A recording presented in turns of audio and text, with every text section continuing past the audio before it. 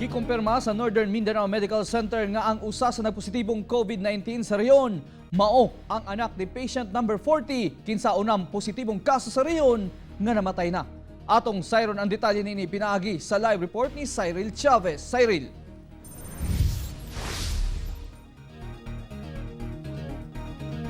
Yes, Real, ang maong pasyente ang gikonsiderang unang local transmission dinhi sa rehiyon. Samtang giklaro sab sa kining local LGU dinhi sa Cagayan de Oro City nga walay angay kabalaka sa readmitted nga COVID-19 positive patient sanglit na sunod nila ang proper protocol sa paghandle niini.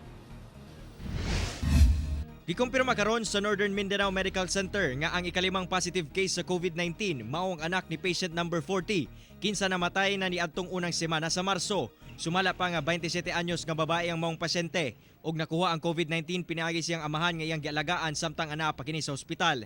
Kinamduman nga siya og ang iyang inahan ang miatiman kang patient number 40 apan nagnegatibo ang inahan sa COVID-19 busa gipapauli na kini. Ang maong panghitabo makonsidera sab nga unang kaso sa local transmission sa rehiyon. Makaingon ta nga localized na siya. Localized meaning dinhi na gid sa ato nagtinakuray. Di ba? Kay kani siyang wala man ni siya makabiyahe sa gawas, di ba? Ang katong mga original nga mga kaso nga natakdan sila kay ang nakatakod sa ila gikan sa gawas or sila mismo nakagawas sa nasod.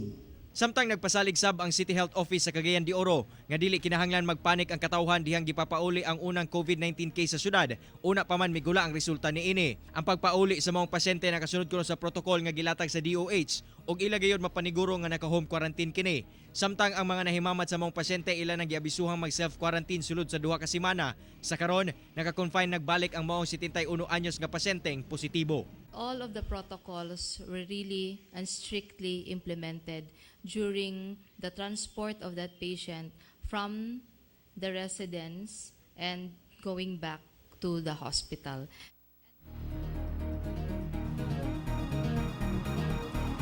Real tungod sa maong panghitabo, gipasalig karon sa LGU sa Cagayan de Oro City nga mas pahugtan nila ang pagbantay sa mga taong nagagawa silang panimalay. Kini aron mapugnan ang posibleng local transmission nga mahitabo sa dakbayan. Real. Okay, daghang salamat, Cyril Chavez.